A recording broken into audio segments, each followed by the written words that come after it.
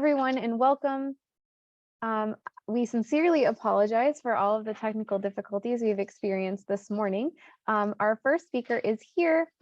Jill Walker is the catalog librarian at the Marion E. Wade Center, where her primary responsibility is creating bibliographic metadata, but she also designed and implemented the Metadata Application Profile when the college implemented its new digital asset management system, Preservica.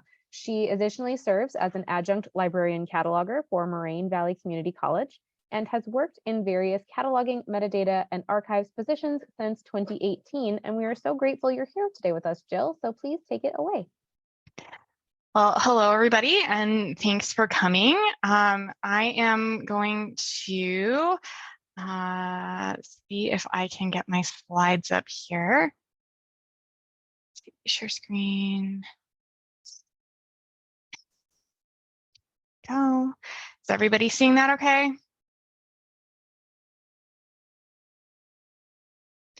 All right, I don't see or hear any negatives, so I'm going to assume that worked. Yes, we're good. All right, great. It's the PowerPoint view, it's not the slides, and we're seeing now the speaker view. Yeah, okay, hold on. Let me turn that off. Let me actually just see if it will.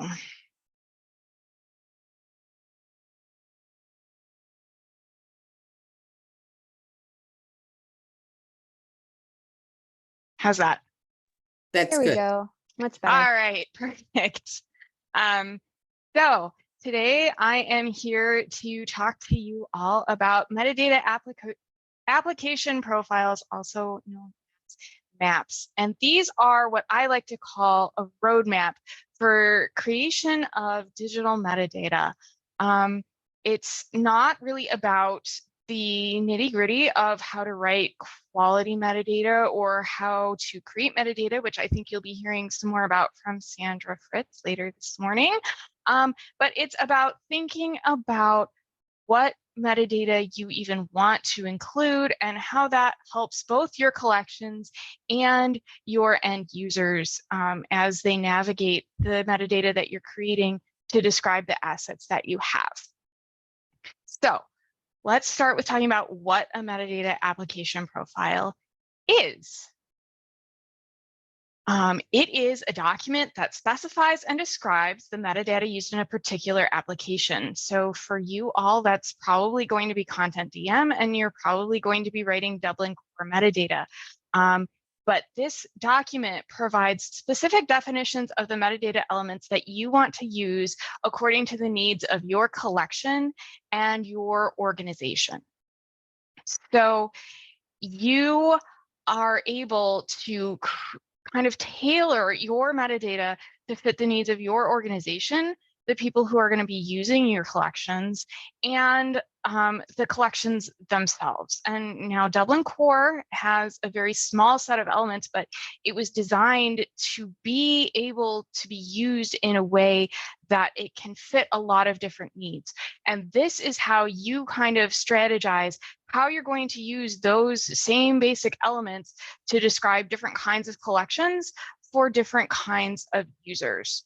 So why do you want a metadata application profile? Why not just dive in and start creating metadata?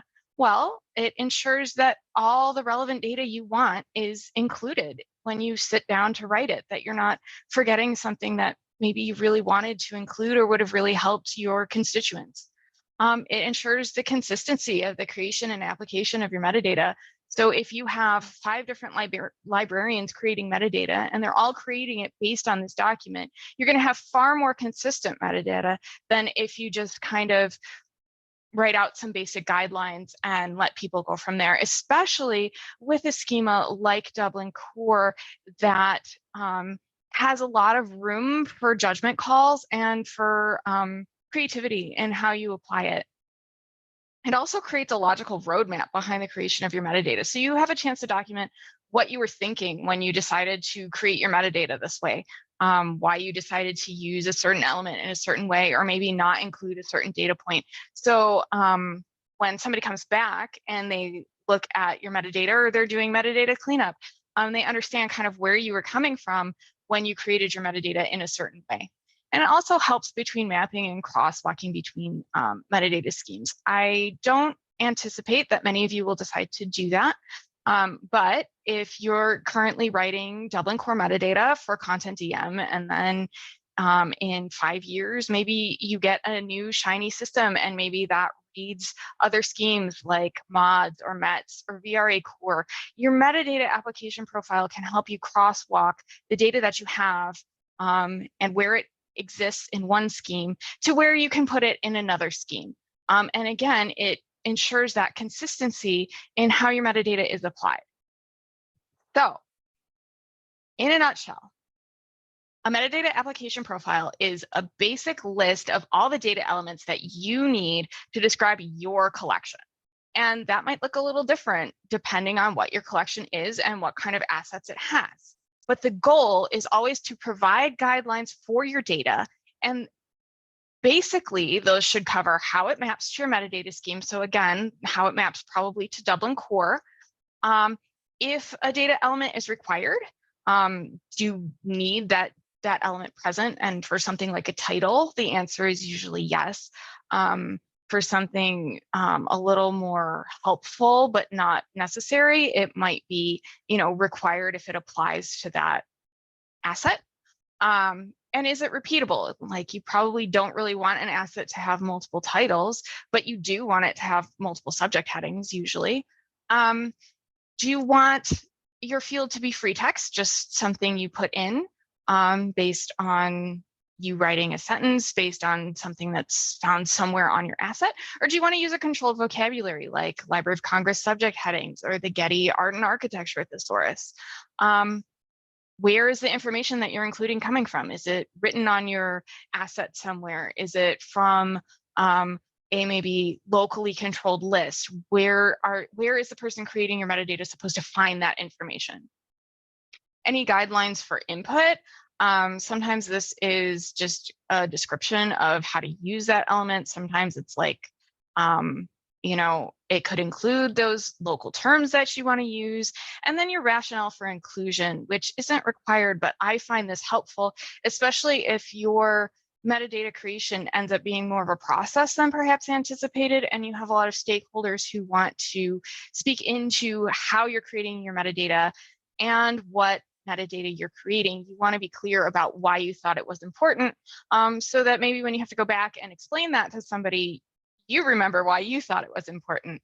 When I was working with all of the librarians here at Wheaton College to create our map, we had a lot of stakeholders, and there was a lot of kind of stops and starts as we were all able to get together to work on the implementation of Preservica. And there were times where I wish I had left myself better notes about what I was thinking when I wrote an element into the metadata application profile, because then when I had to go back and try to explain it to other librarians who was kind of like, well, what's that useful for? Why would we want to include that?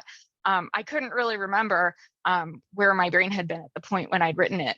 So this can be really helpful, especially if you do have to take this and explain it to people outside cataloging and metadata, or maybe who aren't as familiar with your collections, and really have a concrete reason for why you want that piece of data included. So where do you start in creating these meta application profiles?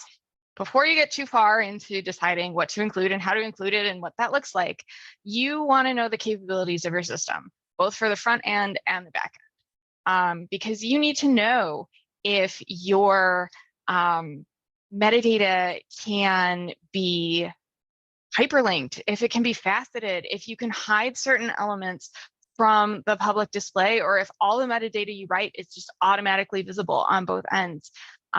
You want to know if there's maybe data you shouldn't include if you can't hide it. Sometimes that might look like provenance information if you don't want to, if you want to document that in your metadata so you know where your collection items are coming from, but maybe you don't want the public to see that, or maybe you do because donors like to have their names on things. But that's important to know and understand before you decide what you ultimately want to include. If you have pieces of data that you really wouldn't want visible, You also need to know, of course, what metadata scheme you're using, because you can't decide how your kind of local data maps to a metadata scheme if you don't know what that scheme is.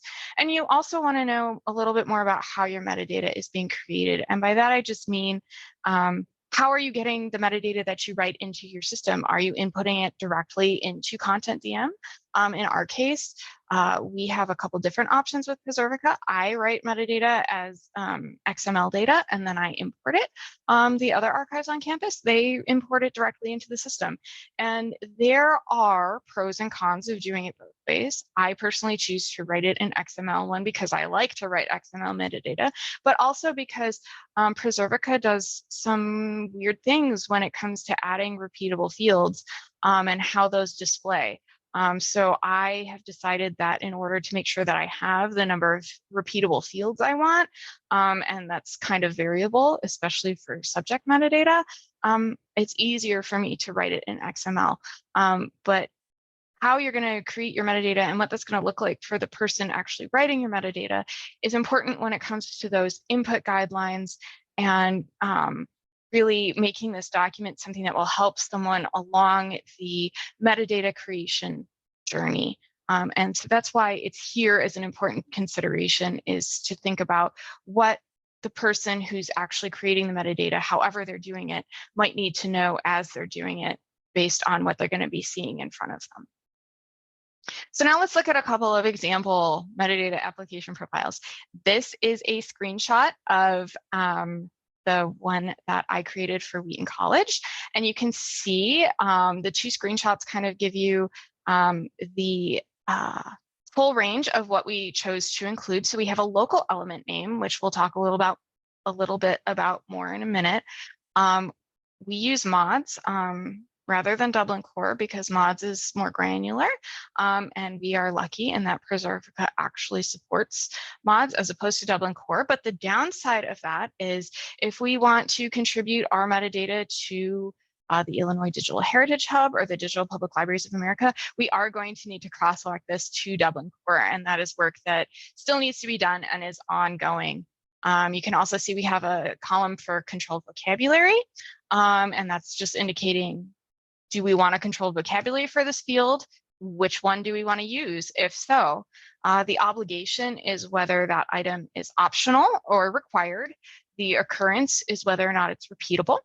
And mods implementation notes has to do with the XML structure of that mods metadata and how I wanted that input specifically into XML because that was how I was writing metadata. And then the content input description, again, has that, has those notes for someone who's creating metadata who maybe isn't as conversant in metadata as I might be, or someone who regularly catalogs might be, because this was created for use at all the campus archives. And archivists understand metadata, they like metadata, but they don't often necessarily create it outside of a finding aid or a maybe even a MARC record for an archival collection. So this was kind of to help them understand what to put in a field, especially if they weren't really comfortable with metadata and metadata terminology. This next example comes from the Utah State University Libraries. You can find their full metadata application profile at that URL that's at the bottom of the slide here. And you can see they have their field name that's compatible to what our local element name was called, what Dublin Core element it maps to, the data type, which again was like text versus probably numerical. So what kind of data they were inputting into that field. Large had to do, they were able, I guess, to customize in their system how big of a text input field they had. And so that's what that column is, which you probably won't need for your system, but they apparently thought that was important to include. Search is a really interesting column. This is indicating whether or not they wanted that piece of data to be searchable or not. I would also consider whether or not you want that element to be faceted. Some systems kind of do search and faceting independently. Some do them kind of as a package. So again, that's an area where you would want to know the capabilities of your system and whether those work independently of each other or they're the same. Hide is whether or not they wanted that element visible to the public. This is another area where knowing your system is important. As in, okay, if we hide an element from the public, is it still searchable? Is it still facetable? Is it maybe something that we want to appear in a search facet, but not necessarily in a metadata summary? Can your system handle that? Required, of course, is this required? And vocab was whether or not the vocabulary was controlled. So those are two versions of different metadata application profiles. You can see in this case, they're not very technical. This is a word table. Mine was an Excel spreadsheet. So you don't really need a whole lot of technical expertise in order to create a metadata application profile, though if you go search Google for metadata application profiles, you'll see some that have been created by programmers and are up in GitHub and are very technical documents. And if you want to go that route, of course, it's a viable option, but it's not at all necessary. It's really just a guide for you. And so you can make one in whatever format is going to work best for you. The other thing I want to point out here about Utah State Libraries is this down here, the version 2.0 there. So versioning is something that, especially if you're going kind of through a lot of steps creating your application profile or a lot of stakeholders, as you make changes, you can hold on to past versions so you can kind of see the evolution of your metadata application profile, because this is really a living document that you are going to change and tweak as you kind of get into writing your metadata and realize, oh, we don't actually need to include this, or, oh, we should have put this in, this is important, or, oh, maybe we should think about inputting this differently and using a controlled vocabulary. So having kind of a history of the changes have been made can be really helpful to kind of see where you started versus where you ended up. But it is important to keep track of which version is which, because you don't want to accidentally be using an old metadata application profile when you've made some maybe significant changes. So this is really helpful because it tells you which version it is. And so that's how they've kind of decided to handle keeping a history of the development of their application profile, but simultaneously giving it that number assignment so they know that this is their current version that they are using. So that's something that you can consider based on the evolution and changes that get made to your map.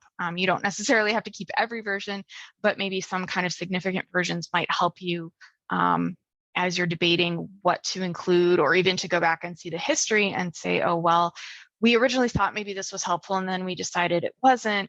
To have that history can sometimes help you from going back and forth over certain decisions. So now that we've seen some examples, let's look at really more closely at those elements that you see included in metadata application. So here's how I would recommend going about creating one. And you're welcome to find your own methodology, but this is kind of how we approached it here at Wheaton. I find that it worked really well in terms of being able to include feedback from all the people who were involved in the process, and really getting us from, we don't really have any metadata or we have existing metadata, but here's what we really want it to look like for this shiny system. So step one, start with your natural language data. And this is that local element area of Wheaton's metadata application profile.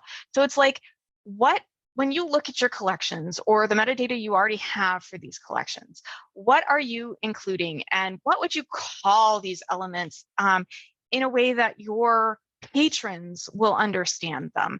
So Dublin Core, for example, has the temporal and spatial coverage elements, which, you know, as people creating metadata, you might have a really good handle of what that means, but chances are your average library user is kind of going to look at something called spatial coverage and be like, what?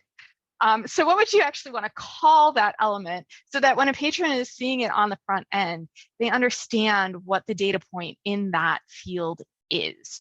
And that's kind of that natural language column, is deciding among yourselves what a good way to describe those elements primarily for your patrons, but maybe also for your staff or your stakeholders, your board, when you're talking about this in a way that's a little more clear than sometimes metadata terms are for lay people or people who are not just immersed in bibliographic data all day, every day.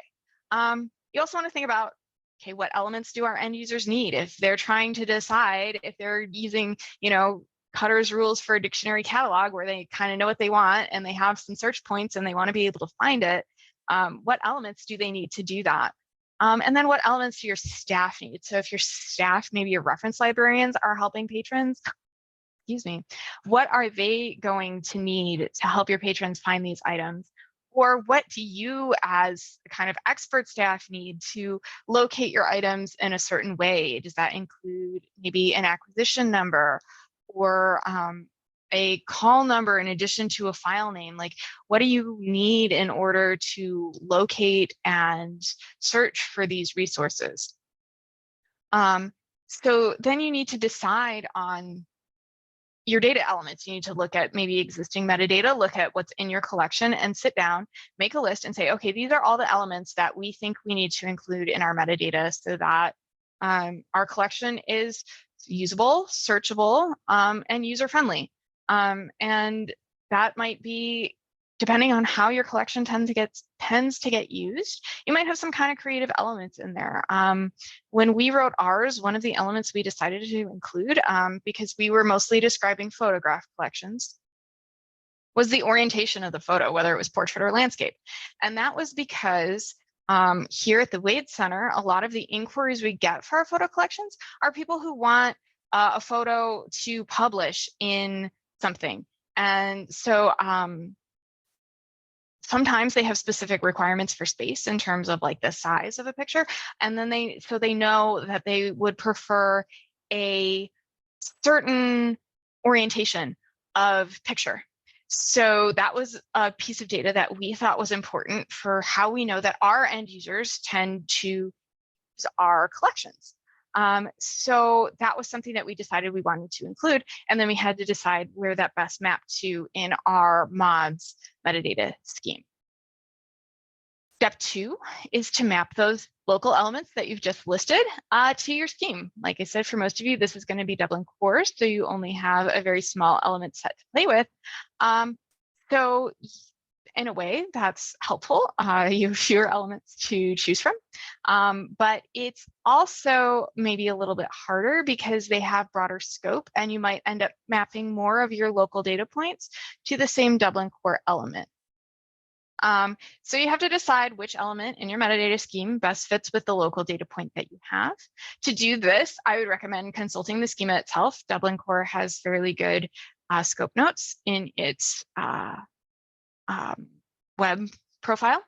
And you can also look at examples from other libraries. Since the Digital Public Library of America and the Illinois Digital Heritage Hub both use Dublin Core, you have a lot of examples of metadata that you can look at if you're wanting to see what kinds of data other libraries have put in a certain Dublin Core element, or if other libraries have included this kind of data, where did they put it? So that's often a great guideline, is to look and see what other people have done and see if that will work for you.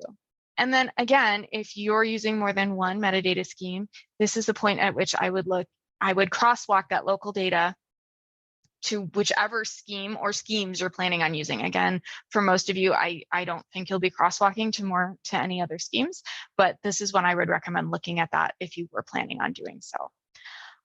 Step 3 is considering the requirements for these fields that you've created. Asking yourself, is the field required? Required if it's applicable to the asset you're describing, or is it optional? And then the question I would ask yourself, if a field is truly optional, is it worth including? If somebody is writing metadata and they are trying to be efficient, is it something that 9 times out of 10 they're just going to skip? Or is it something that's really just, good to include and you want to have space for it? And either choice is legitimate, but it's also really important to consider the practical aspects and the time aspects of creating metadata and trying to figure out if something is really optional. Is it really worth including? And how often is the person creating the metadata actually going to include an element that is truly optional? And you will know your staff and your collections best to make that determination, but it is something worth considering. Is the field repeatable? Like I said, you probably don't want something like an identifier maybe or a title to be repeatable. Or maybe you do want an identifier to be repeatable if you have a file name and a call number. I don't know. But you definitely usually want subject fields to be repeatable. You may want description fields to be repeatable. So it's something you just have to look at and see if repeating the field is going to cause confusion, or if repeating the field is going to help you broaden the scope of the data that you're. Does the data in the field need to be in a certain form? So that's getting onto our kind of controlled vocabulary versus local list of terms versus free text statement. Thoughts that you have to think about, and we'll talk a little bit more about that in a second. Is the field public or private? Again, do you want it just for staff? Do you want the public to be able to see it? What's the kind of upside and downside of that? If you do hide a field, is it still searchable? What is your goal in making a field hidden versus open? And then, is the field searchable or faceted? Is this something you want patrons to be able to search by, or is this something you want patrons to be able to narrow their results by? Or not even patrons, you as staff. And how can you make sure that you're creating metadata that will allow the field to be easily searchable or facetable? Usually for faceting, you would want a controlled term. So now let's talk a little bit about data form. Do you want to use a free text or controlled vocabulary? Ask yourself if it will help patrons search your collections better if the field has a controlled value. Like I said, if it's something that is faceable, you probably want it controlled because that just leads to fewer options for faceting. Ask yourself if there is a vocabulary that fits your need for this data. There are lots of controlled vocabulary thesauri out there. But just because there's a thesaurus doesn't mean it's good or helpful. So does the thesaurus that you want to use have the right level of granularity for the description in your collections? Or is it overly granular? Kind of consider the pros and cons of applying a controlled vocabulary to that data point. And ask yourself if this is something that users are going to be able to intuit and use and actually be helpful to their searching and exploration of your collections, or if it's going to be overly complicated and they would prefer maybe free language tags or something like that that might get more at the natural language searches. What does your metadata scheme recommend? I know there are certain fields in Dublin Core where they recommend a controlled vocabulary, and in those cases, you should absolutely follow that recommendation and use those controlled terms, especially if you're contributing to a wider shared repository. And that's the other thing. If you are writing metadata with the goal for it being shared to the Illinois Digital Heritage Hub or the Digital Public Libraries of America, they do have their own metadata requirements that you would certainly want to consult when making some of these decisions, because they may specify that you need a certain vocabulary or data form in certain element fields. And then you want to figure out if you say, okay, well, for subject terms, we'll use LCSH and Getty Art and Architecture thesaurus. If you are using multiple control vocabularies, how do you know which term the vocabulary comes from, and is that helping your users? So how are you documenting that if you maybe have a choice between vocabulary sources?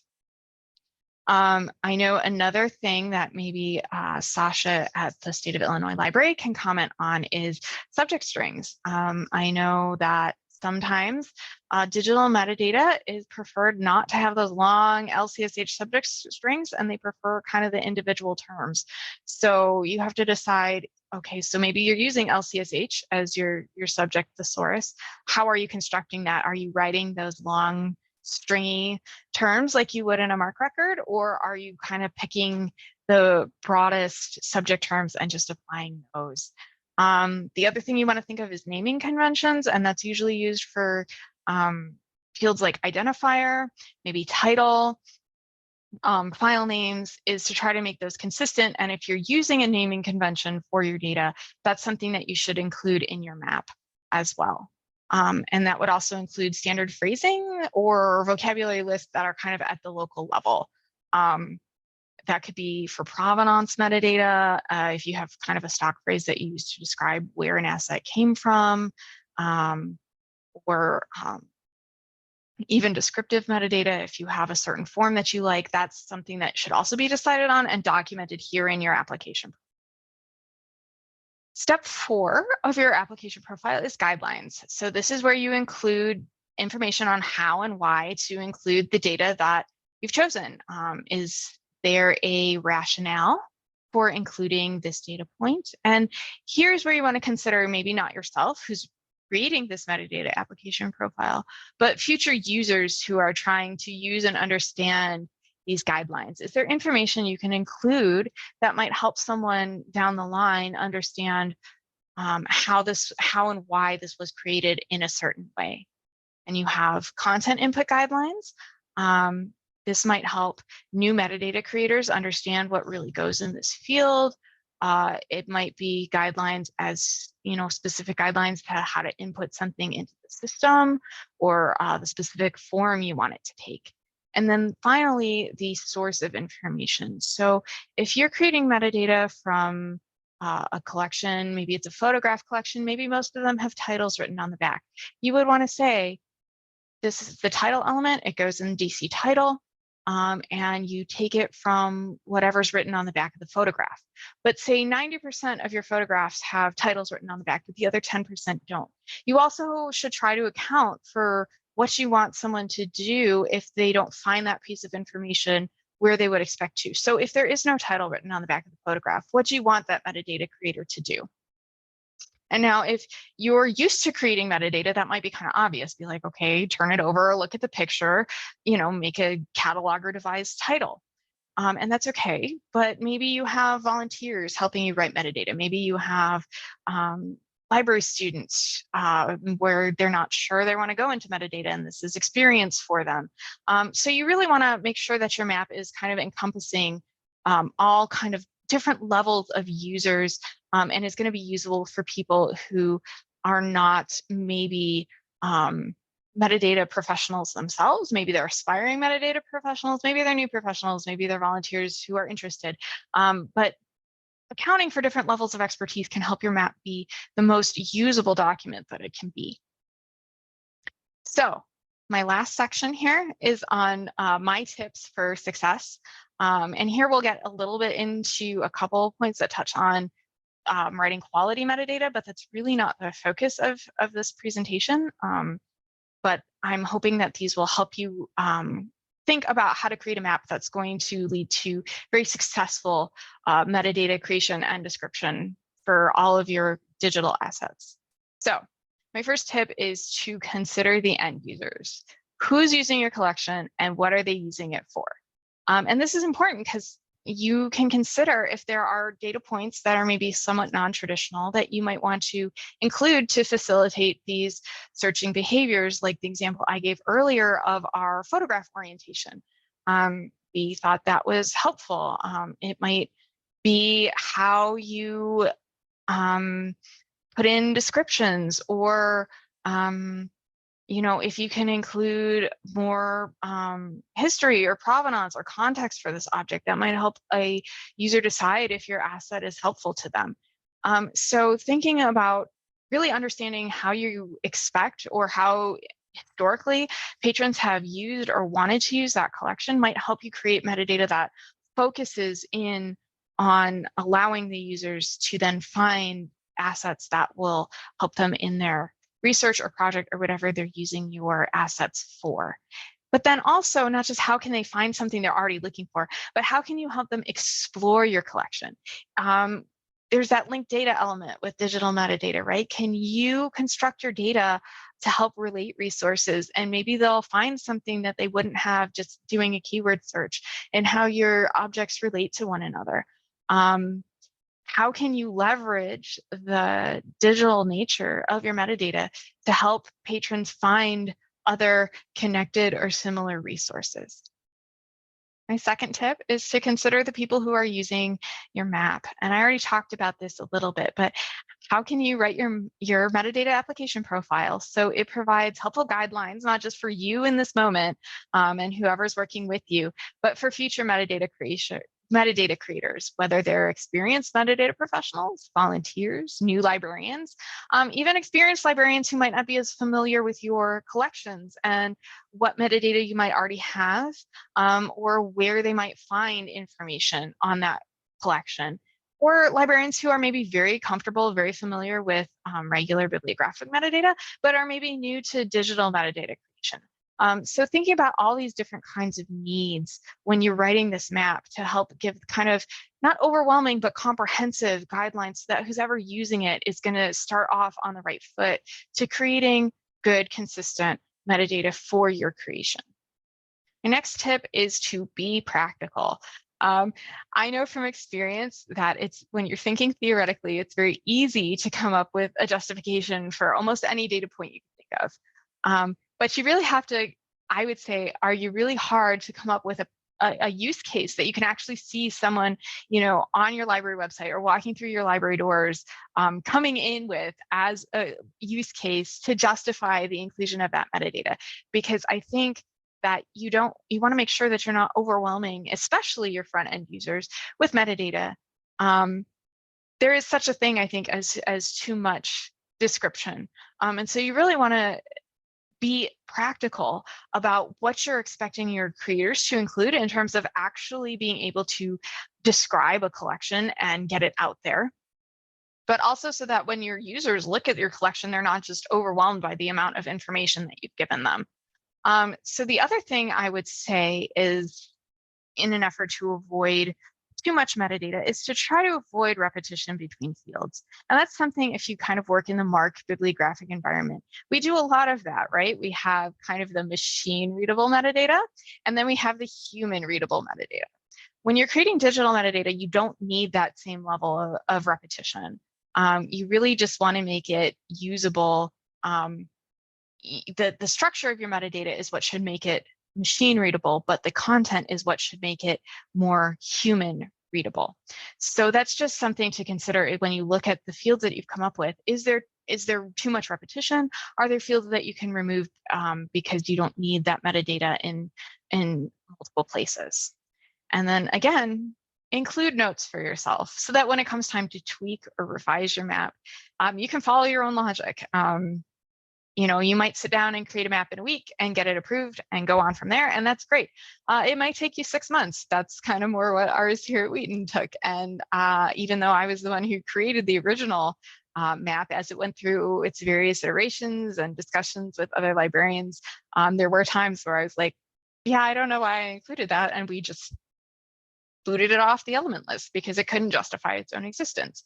But I think in my case, having created more specific thoughts as to why that was important in the first place might have helped me evaluate those elements better down the line. My next tip is about context, and context is important, especially if you're sharing metadata. So I urge you to avoid what we call the on a horse approach to metadata creation.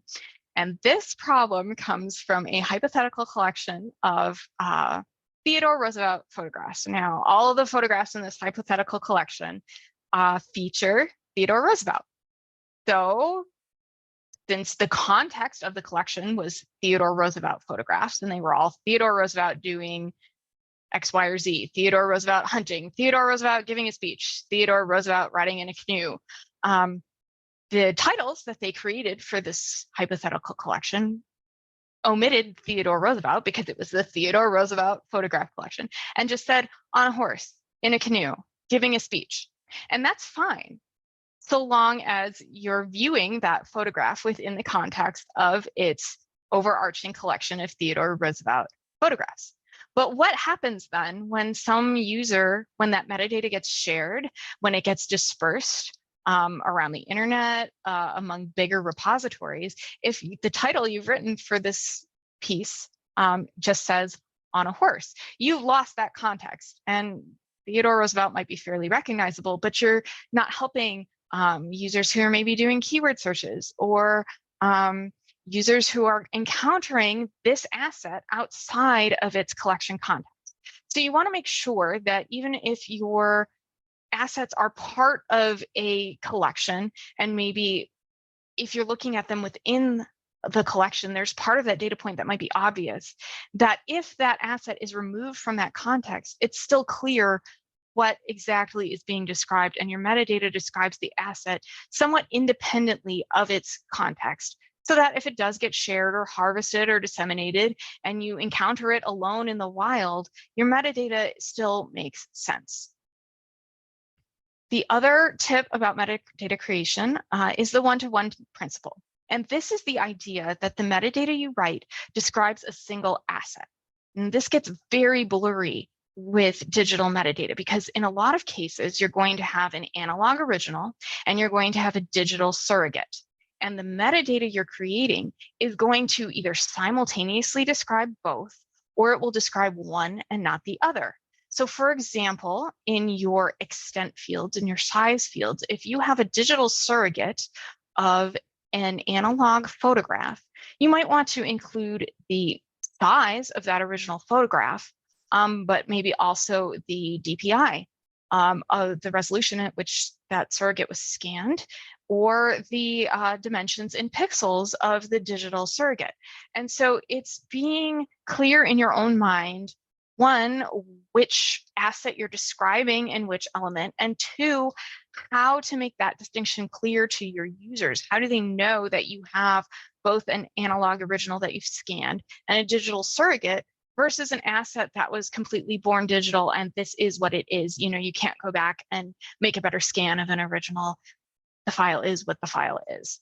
And are there fields then that you need to think about in your map that maybe you wouldn't normally repeat, but do need to be repeatable to capture elements of both your analog original and your digital surrogate? Or maybe you have multiple digital forms that you need to capture. So thinking about this one-to-one principle and what which asset your metadata is describing and how to make that clear to your users is somewhere where your map can really help you. So takeaways for creating a successful map. 1, know your system. What can your system handle? What can't it handle? And you can consider the future. You know, new systems will come out and you don't want to have to completely rewrite your metadata. But I would urge you to create metadata based on what your system will handle and work with what you have rather than an ideal future. The second tip is to know your patrons. How will they expect to search and encounter your assets? And is your metadata going to help them do it? Then, of course, knowing your assets. What is the value of your collections to your patrons, to the research community, to the people you're sharing your metadata with, to the people you expect to see this? And how can you create data that will really bring that importance to the forefront? How will you make sure that people who will be interested in your collection are finding it? And lastly, know your scheme. If you can, if you're lucky, choose a metadata scheme that will best show the data you think is essential in a way that will be easy for your patrons to understand. That's why we here at Wheaton chose to use mods instead of Dublin Core, because mods is more granular and we had more leeway, especially with that one-to-one principle, to describe our assets kind of separately and be clear about which asset we were describing. However, I recognize that most of the time don't have the luxury of choosing our scheme. And for most of you, it'll probably be Dublin Core, and that's fine. But it's then extra important to make sure you have a good understanding of the elements included in your schema and the best practices for applying those elements to data. So you can use your map to your best advantage so that your metadata is good quality and so that your metadata meshes well with metadata from other repositories, especially if it's being shared. So that is all I have for you about metadata application profiles. I hope you feel like you understand them, like you understand why they're important, and I am happy to answer any questions that anyone has.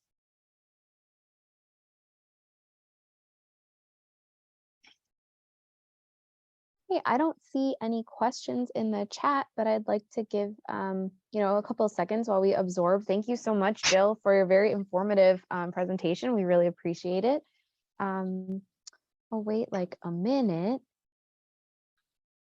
And I will be happy to pass those slides on to the organizers so they can Awesome. share those for you as well.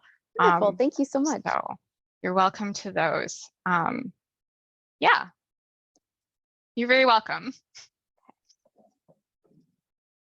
Okay, well, I don't see any questions in the chat. So what we're going to do is take a quick 10-minute break. So if we could come back at 10:45, I will pause the recording and then we will get started with Sandra's presentation. So thank you all so much, and we'll see you at 10:45.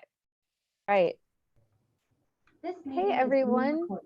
Thank you so much for your patience. Our next presenter is Sandra Fritz, Associate Director, Library Automation and Government Documents Division at the Illinois State Library. Sandra began her library career many years ago in the Circulation Department at the Illinois State Library, and her career path while remaining there has included interlibrary loan, reference, federal documents, and then the Illinois Digital Archives Coordinator for 10 years, becoming Associate Director in 2022. She has her MLS from the University of Illinois at Urbana-Champaign and has enjoyed her library journey. Outside of work, Sandra enjoys theater, travel, and she will soon be leaving to tour the Alps, but her best trip was an African safari, which is very neat. And welcome and thank you.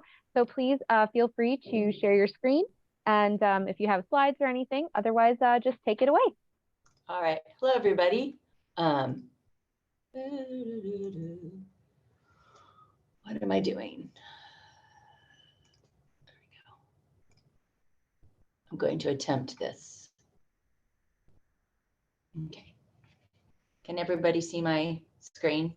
We can, but it is not in slideshow mode just yet. Yeah, I got it. I know the last time I actually did this, so let's. There we go. Awesome. Thank you. Okay. So hello everybody. I just want to start out by saying everything that Jill said is right. I'm just gonna go with that. She certainly was correct. I'm going to tell you a bit about the Illinois Digital Archives, and then I'm going to kind of go into how our IDA was created, and also our digital grant program, which is something that we offer on an irregular basis, but we're hoping to offer it in the next fiscal year. So this is our screenshot for the IDA page. The Illinois Digital Archives was, and we call it IDA because we all know how libraries love their acronyms. IDA was created in 2000 as a repository for digital collections of the Illinois State Library, as well as other libraries and cultural institutions. You can find photographs, slides, glass negatives, oral histories, manuscripts, federal and state documents, postcards, posters, videos, and a whole lot more. Materials in IDA are generally in the public domain, which means they're no longer under copyright protection. However, some institutions may have received permission from the copyright owner to make the materials available. So that's one of our mainstays in IDA is copyright. It really can't go into IDA unless you have copyright information. So we want to make sure that that's something that you do. Let's see. I can't see any of you, so it kind of freaks me out a little bit. Okay, anyway. Next, subject areas that are in IDA. So the Andrew was, well, I'm going to jump around a bit, I know this. So IDA was created by Alice Scott and Andrew Bullen in 2000.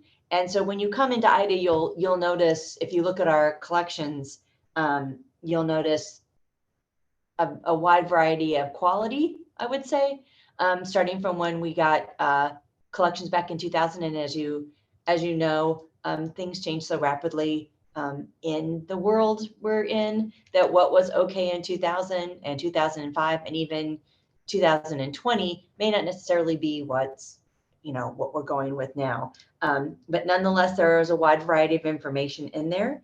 And as I said, IDA is for any library or cultural institution in the state of Illinois that needs a place to call home. So in my mind, I took over about 10, no, I had this job for a year. So the 10 years before that is when I started this position. And IDA, my thought has always been IDA is for the smaller institutions in the state. smaller libraries, smaller cultural institutions that don't have a place to put their information. As I said, times have changed, and sometimes that's not necessarily the case anymore, but it certainly was. We do have some large collections from larger institutions, but in my heart, that's what IDA's always been there for, is for smaller libraries to have a place to put their content if they can't put it on their own site or need to just have a place that will take care of it because of a monetary situation. And I may say it more than once, but IDA is in fact free to use to any library or cultural institution in the state of Illinois. There are qualifiers, obviously, but that is who we're there to help serve. So as I said, these are some of the materials that are in IDA, and a lot of them have been given by grants and by libraries that have contacted us wanting to add materials to IDA. I will get into the grant presentation part a little bit later about how our grant program works. So that's, how that works. What happens is the majority of items and photographs we have a large collection of negatives from the Bloomington Pantograph and the Doc Helms collection from the State Archives. The Bloomington Pantograph collection is from the McLean County Historical Society, and it's about 168,000 images total, which is a lot. I'll get into what kind of our qualifiers are as we've moved forward. Our policies and procedures have changed as to what how big of a collection we want and how small of a collection we want and how the collection should be looked at. Once again, going back to what Jill said earlier, we certainly now are looking for quality over quantity. If you really need to think about your collection, like I said, exactly what Jill was saying earlier, and what story are you trying to tell with your collection? What are you trying to say? How would you like to say it? What do you have, and how is that story best told through the collection that you're trying to create? And so as we move forward, like I said, we have certainly learned there may be some collections. This is how I look at it, personal experience. I like to travel, as you heard. So when you go on a trip, you may take 15 pictures of a sunset or a mountain or a lion. No one wants to look at 15 pictures. You may want to look at 15 pictures because, well, this one's more blue. This has more of the lion's face. This has more, it's centered better. This one, okay, but the majority of when you start to show your friends your pictures or your family, nobody wants to see the 15 pictures. They really want to see 2 or 3. Now, if I were Annie Leibovitz, perhaps somebody would want to see more photographs that I'm taking, the bad photographs or the photographs I don't want as much. But for mine, perhaps the best thing to do if I was going to put these into a collection would be to pick the 1 or 2 that look best rather than all 10, because I just think it's a pretty picture. So those are the kind of things moving forward that we're looking at it into IDA is look at the quality. And as I said, we are changing our policies and procedures. We like to have, and these are also up for discussion when you bring your collection to IDA, is about 40 to 50 items minimum. Now that's not always true, as I said. And then the most that an OCLC, we use Content DM, which is an OCLC product. And the most you can look at is 10,000, browse is 10,000. Now we realistically know that no one's going to probably go through 10,000 pictures in the collection. But that seems to us like a good stopping point for collections going forward is what OCLC has set up. So that's what we're doing going forward. But obviously there are smaller collections that have valuable information that there may not be a lot of in smaller institutions. So historical societies or small museums. So we're not married to that, but that's sort of the path we're taking going forward with this.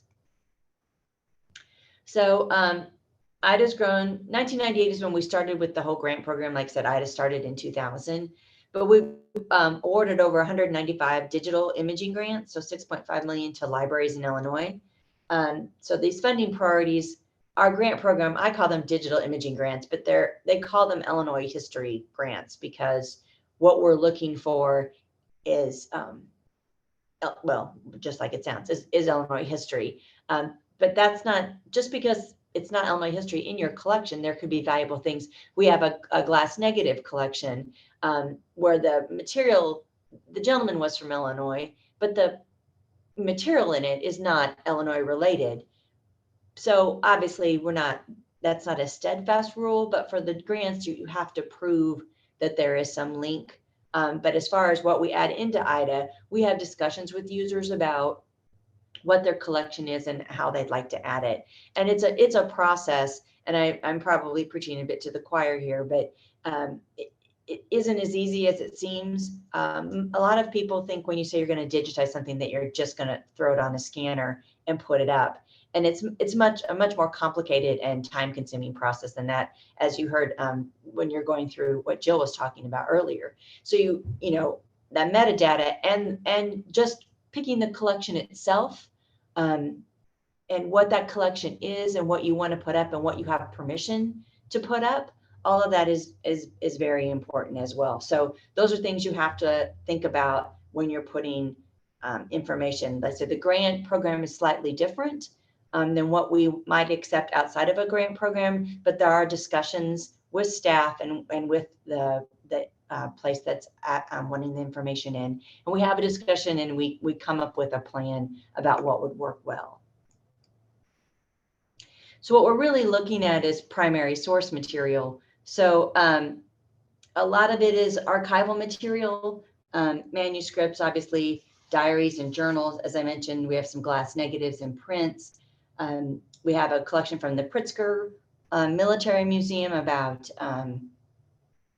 their music in World War I, where Andrew Bullen, who was our knight in shining armor, he retired at the end of last year.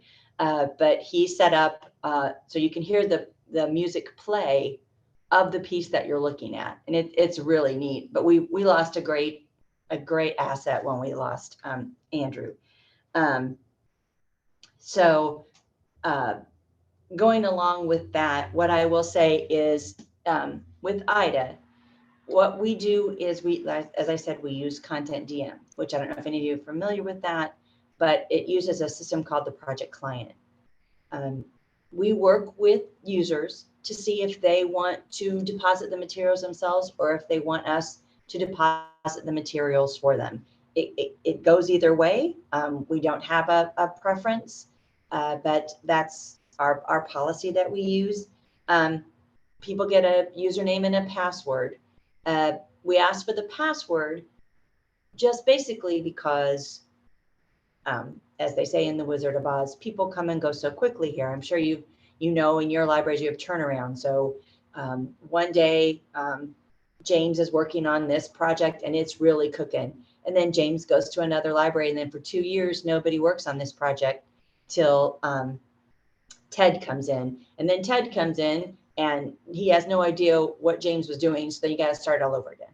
So we keep your username and password so that when you come back later, much like Jill was saying, sometimes you have users or you have volunteers. So we keep that material in case someone goes, by the way, what's our username and password? We forgot, or Bob forgot to tell us before we left, or Linda didn't say anything when she walked out the door. We don't have her password. So we keep that information for you.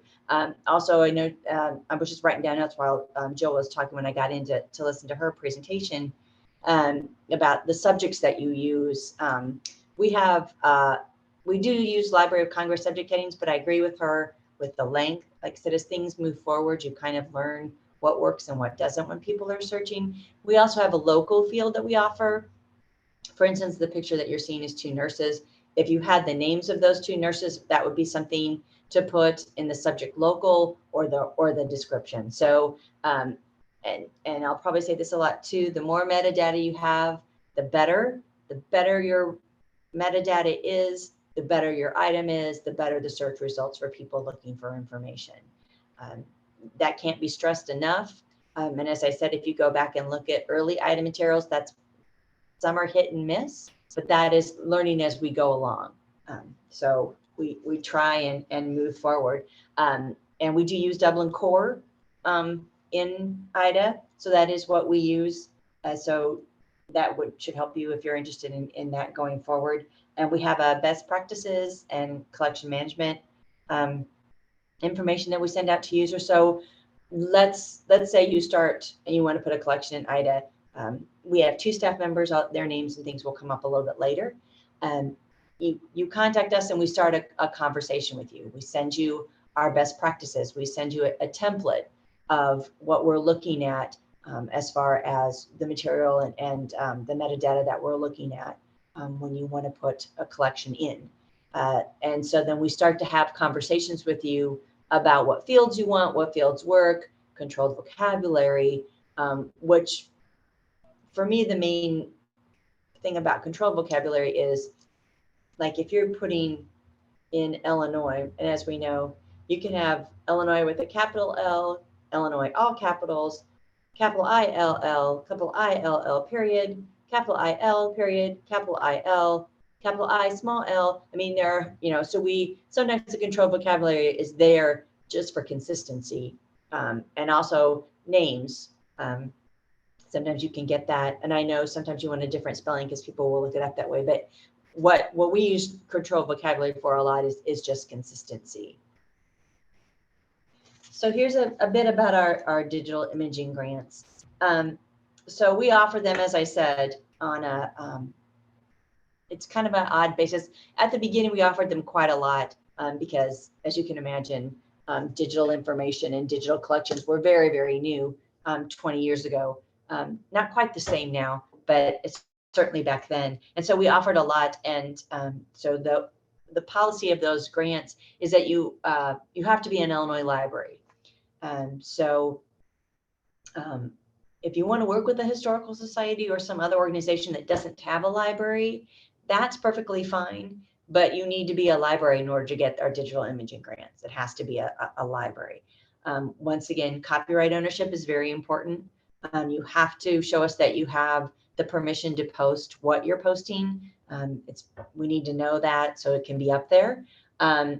We use different subject categories are a priority. As I said, you can partner with a cultural institution. We have had that happen before. It's very important. We offer training. We offered in-person training before COVID, but as the governor has just today stopped all the COVID procedures. So perhaps we can start doing in-person training again at some point.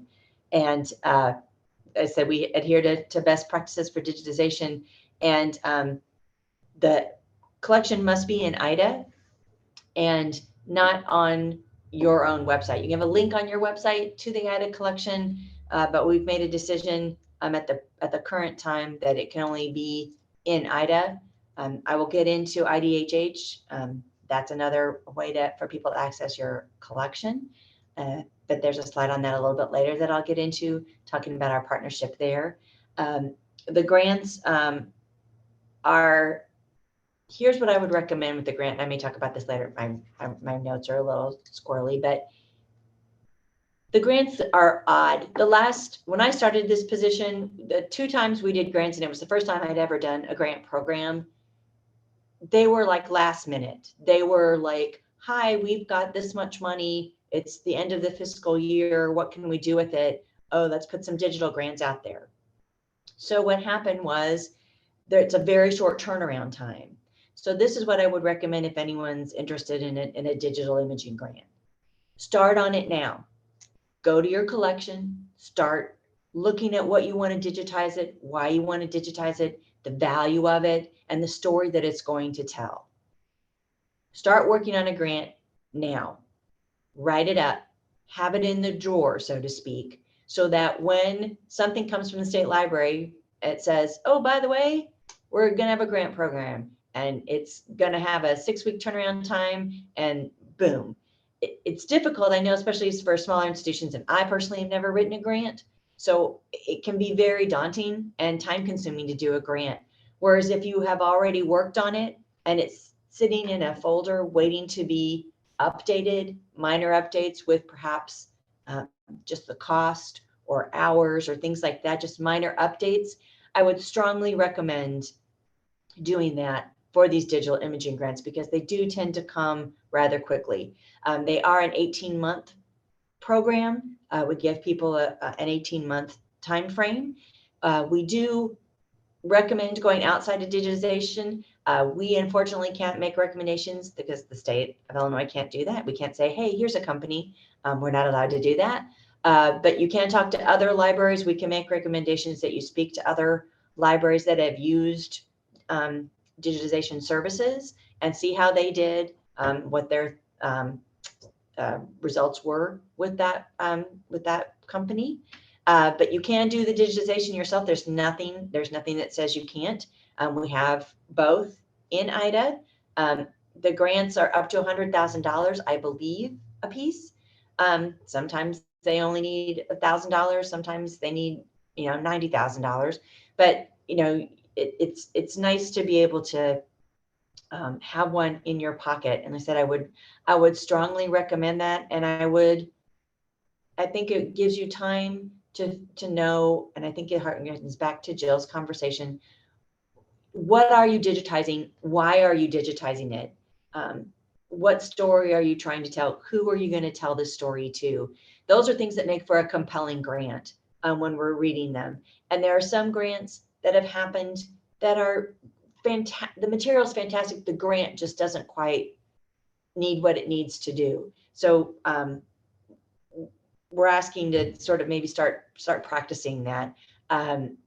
You can send them to us and we can send you notes back, not on a trial basis, not for this is the grant I'm turning in, is it good? We can't do that. And then what happens is we get a group of people together, not people within the library, but within the library community as a whole. And they then rate the grants, and then that's how the grants are awarded, not by state library staff. So we don't want to be there saying, I talked to this group and this is what they really mean. That is something we can't do and can't assist you with, unfortunately, is to say, I think they meant this. That needs to be really stated in the grant. So we really want to give these grants out. We really want to give them to organizations that need it, which is not to say the bigger organizations or universities or anything don't need that money, but the smaller institutions really do. Like I said, and in my heart, I think that's what IDA is really for. So that's what I'd like to see happen. So just some basic information on IDA.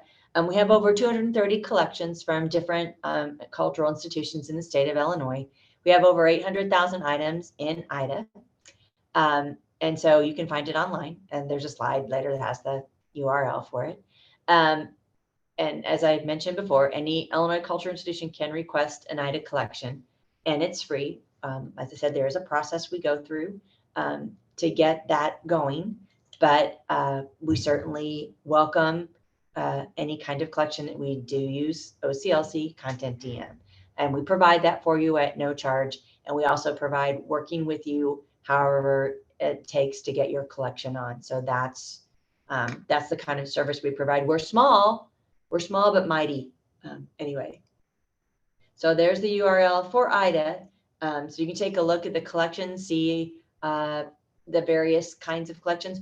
We don't really at this time do newspapers. There are some newspapers and yearbooks in IDA. The grant does not do that at all. The grant program does not at all. Newspapers are expensive and odd to digitize. Their cost is sometimes prohibitive. If it's a 4-page kind of old newspaper rather than a long run, like I said, newspapers are still, I believe, still kind of a problem, and yearbooks are as well. So the grant program does not do that at all. And we're even more leery outside of that, but certainly the grant program will not do newspapers or yearbooks. So now I'm going to talk a bit about IDHH. So Illinois, we started the Digital Heritage Hub in collaboration with the Digital Public Library of America. And we started that process in 2015. But IDHH is a portal to digital primary source materials contributed by archives, historical societies, libraries, and museums from the state of Illinois. It's also the organization whose infrastructure makes the portal possible and their service hub for the Digital Public Library of America. So what that means is when we started IDHH, and as you can see, I'm going to read you certain things, but it began as a collaboration between those organizations here in Illinois. And each group had its own responsibility. The State Library was in charge of administrative duties. UIUC did the metadata. Carly worked on the ingest, and Chicago Public Library worked on getting the word out. That's the word I'm looking for. Anyway, you know what I mean. So, so we worked with the Carly Digital Collections and the Illinois Digital Archives. Those were the guinea pigs to start this whole process. And as we've gone forward in the past 8 years, we've come up with a process. You don't have to be just in IDA or in Carly, DC to be a member of IDHH. Any collection digital collection in Illinois can go into IDHH. So you can work with a lovely woman named Megan, who is fantastic. We've had 3 great metadata collection assessment folks at IDHH. The current one is Megan. Wow, there's so many Megans in my library. What is her last name? Anyway, I could give you her information if you need it. She's fantastic. She now works at Carly. So Carly has everything now, the metadata. We call it now the IDHH. She runs the IDHH program. She's not just a metadata assessment collector anymore. And so she works at Carly to get that information ingested. So Megan works with the user to get their collection into what they need. Much like Jill said, there are certain fields that DPLA has required. They're not difficult fields at all. Seems the one issue that DPLA has is also copyright. They want everything to be copyright free. I don't know that necessarily works out that way, but they certainly want that to be the case. They currently have 535,000 items from 557 collections from 157 contributors. But I'm sure in Illinois, that's just touching the surface of digital collections that exist in the state of Illinois. The problem is we've not really had the funding to really properly get the word out about IDHH. But if you get a digital imaging grant from the state library, it automatically goes into IDHH. If you don't go get a grant, if you go into IDA, you don't have to go into IDHH. We recommend it, but it isn't a requirement to go into IDA, and I don't believe it's a requirement for Carly as either. But if you have your own digital collection right now and you're thinking about it, I would strongly urge you to contact Megan and work with her to get your collection into IDHH. What happens, I kind of liken it to a vacuum cleaner, sucks up your information and gives it to DPLA. So you have another portal, another way for people to access your information. They find it in DPLA, they come back to your page and discover more of what you've got. So it's a great system. And like I said, we've been working on it for quite some time. And it has multiple collections. Most of them are Carly and IDA collections at the moment. So IDHH helps increase the visibility of Illinois cultural heritage institutions. It's a gateway to local institutions' collections, and it links users to original digital content. IDHH offers training and resources to help Illinois institutions get started to contribute their information to DPLA and IDHH. So they have documents on metadata practices, and they will certainly help you. What happens with IDA collections that are IDHH materials is she does an assessment, sends back anything that needs corrected. We pass that on to you to make those corrections. In case something's missing from an item, a field was missed or some pertinent information that they require was missing. But they have 2 fields that are always filled, but it's filled with the same information. So that's not necessarily a problem. And what it links to in your metadata, that's part of what IDHH works with as well. But we've been working with them for quite some time. And I would strongly recommend, if you have a digital collection, to start working with them. It doesn't have to be a content DM program. I know that's what Carly uses and what we use, but that is not a requirement for IDHH, is that it be a content DM based format. That's not required. It's just a digital collection, and they will work with you on how to get that collection ingested. The ingests happen quarterly, so they happen 4 times a year, and that's when you have set amount of time to do your updates, and then they get ingested on a quarterly basis, and that's when they'll show up in DPLA and IDHH. So I would strongly recommend that, and I can give you that information if anyone's interested in that.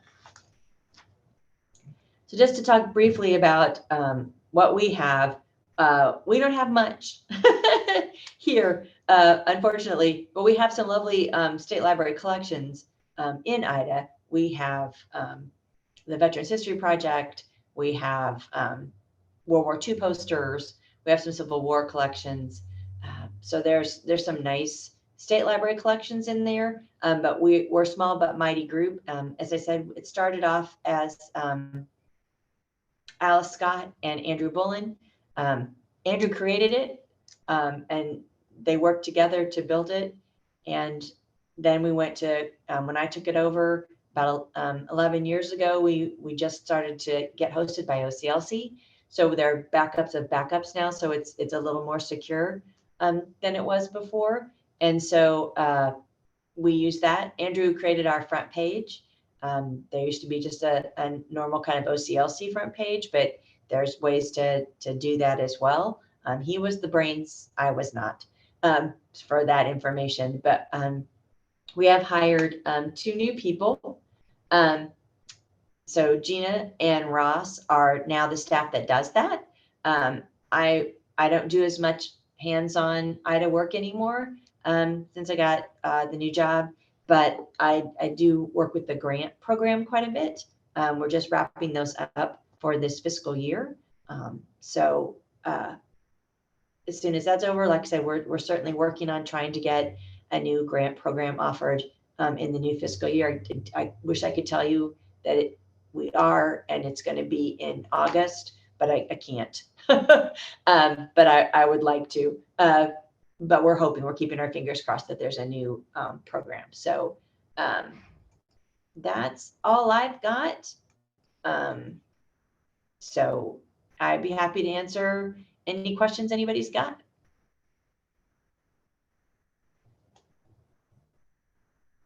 Thank you so much, Sandra. I don't see any questions in the chat. Anyone have any questions?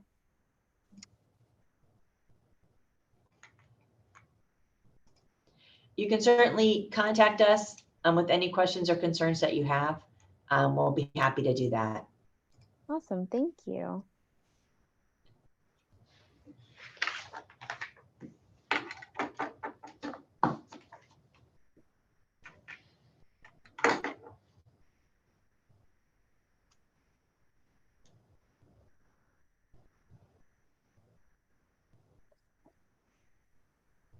Okay, well, if there are no other questions, Joy, Rebecca, is there anything else you'd like to add before we wrap up? Just another invite for the next program in July 14th. Yeah, July 14th. So keep an eye on your emails and your Eventbrite. And thank you all so much for coming and for your patience with us this morning. Thank you to Sandra and Jill for sharing your time with us, and have a great rest of your Friday. Thank you, everyone. Have a good afternoon.